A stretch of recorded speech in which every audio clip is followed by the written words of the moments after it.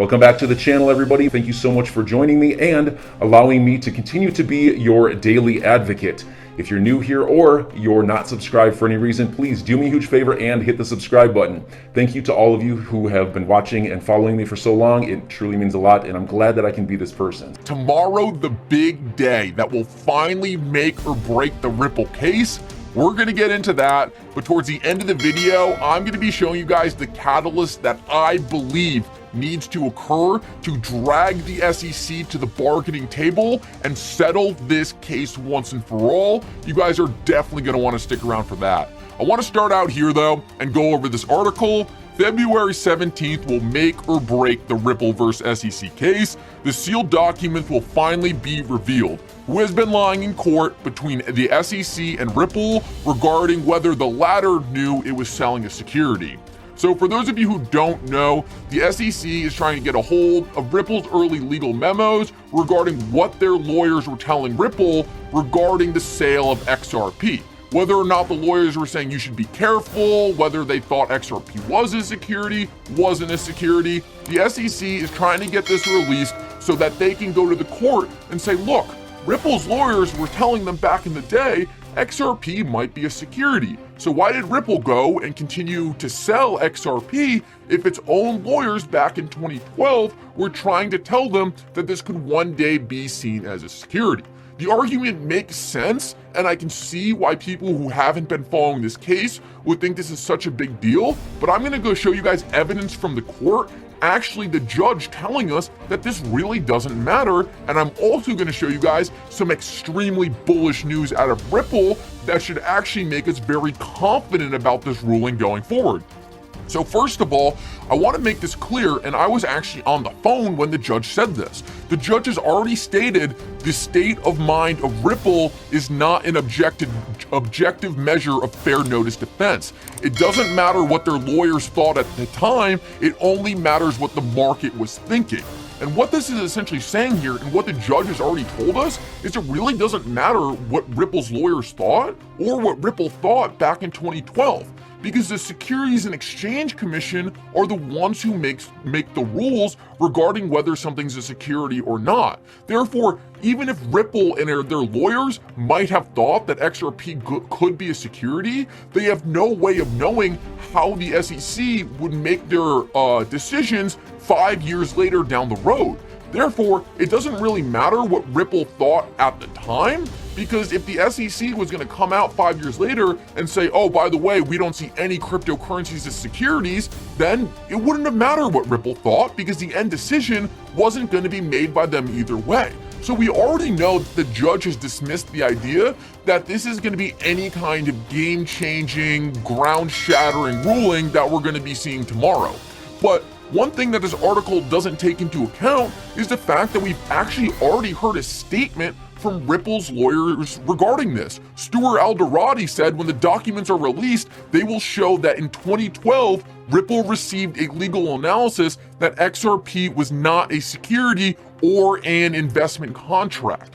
This is huge, because now this, rather than going against Ripple, is going to show us that Ripple was actually just doing what they thought based on their legal advice was the right thing.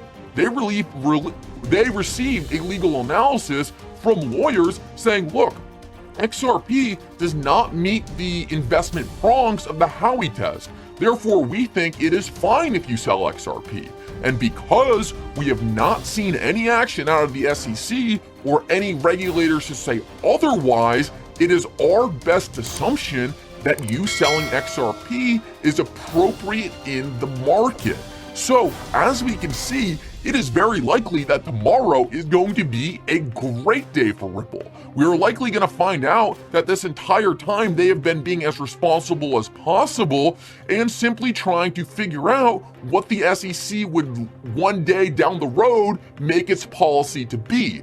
But what we do also understand is that this is no way a make or break moment, and if anything, it's just going to show that Ripple has been trying to be as responsible as possible throughout its entire history as a company. I want to keep moving though and really get into what I believe. If tomorrow's not the day that all these media organizations are saying it's going to be, what is? What is finally going to change this case and make it take a turn to advance things forward and bring one side to the bargaining table? Well, I was responding to a tweet the other day. It said, are you suspecting something essentially that will make or break a trend in this case, essentially end the stalemate? And I said the SEC is refusing to hand over any information regarding Hinman. Until they are forced to take action, they will keep delaying. The real question right now is how far they will go to protect Hinman. And currently in this case right now, the SEC is getting granted extension after extension after extension. They are delaying because they do not have any evidence. So the only way that they can negotiate this case right now is not by bringing facts to the table, but rather by hurting Ripple a different way, and that is by stalling. The SEC can drag this case out as long as it possibly can and take very little damage. But Ripple is a company paying a ton of lawyers. They want to IPO, they want to deal with companies in the US, so they are incentivized to end this thing as soon as possible. So what the SEC is doing right now is saying, well, we have all this bad stuff going against us right now. It is not looking good, but the one thing we can do and do effectively is delay.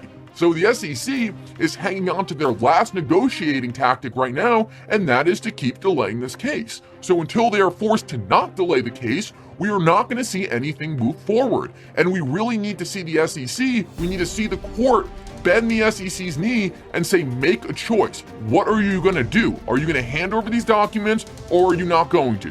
And until that happens, it's really hard to assess what the next step forward is, but I do not believe tomorrow is going to be the make or break day unless the SEC decides they want to hand over some documents early. Let me know down in the comments if you think that's going to happen. Let's keep going though, and I wanted to show you guys this quote right here from Stuart Alderati. I showed you guys yesterday in my video a very similar tweet that I put out, essentially saying that I believe a lot of what we're watching was staged from the start. What the court and what the government wanted to do was essentially create a scenario where they went after one of the best, one of the strongest companies in crypto, throw everything they had at them, charge fraud, charge illegal ICO for entire history, charge that the token was a security, put every single charge on the table, and then hash it all out.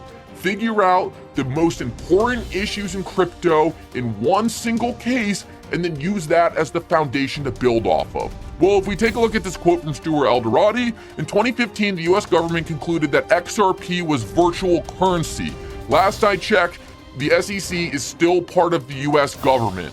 Goodbye, Howey Test. Hello, Ripple Test. And I thought this was just perfectly said. We already know that the government does not think XRP is a security. They've made that clear in the FinCEN ruling. So why are we watching this all right now take place? Well, it is very obvious, to me at least, that there are aspects of selling a cryptocurrency that do fall under a security. We've already seen that lending products could, and go by old rules, be incorporated into the Howey analysis. We also know that the sale of many cryptocurrencies could be called a security sales, even if the cryptocurrency itself is not a security. These issues, what I'm trying to say, are extremely complex, and as much as we all hate the SEC, they are going to have to play a part in this industry if a new regulator is not made. If the SEC is going to play a part, they need to have rules, or else they're just going to keep going rogue like they are right now. The rules are being defined right now in this case we are watching. We are watching the Ripple test, and Ripple is currently fighting for all of crypto to see how much influence the SEC is going to have over this industry. There is no doubt in my mind that is exactly what we are watching happen. And yes, I understand there was corruption with Ethereum. There was all this other stuff that went on, but that can all be true, as well as we could be watching the formation of a hallmark case that will define the rules of crypto going forward. I wanted to show you guys this, and I've talked about this a lot on my channel, and this was an article from 2018 essentially outlining the Ripple Labs case with the SEC, and I just could not believe that people were talking about this case before it was even announced publicly. It seemed like it was always going to happen, and a quote from this that I thought was extremely interesting: "We may be back with our friends from the Treasury and the Federal Reserve and ask for additional legislation. Until then, we eagerly await to see what the courts will say." Specifically talking about the Ripple SEC case, it seems like to me a lot of people knew this case was going to happen and it was going to be used to define the rules for crypto going forward. Last of all, if you guys do not appreciate being used as a bargaining chip for the rules of crypto going forward, make sure to hold the SEC accountable.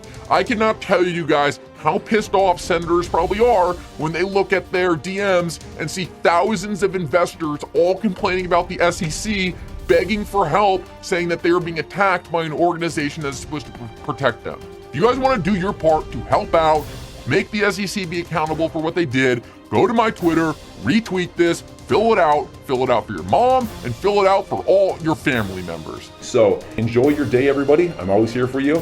Leave any comments or questions below, and be sure to subscribe. But thanks, everybody. I really appreciate you. Enjoy your day, and I always have your back. So thanks so much, everybody.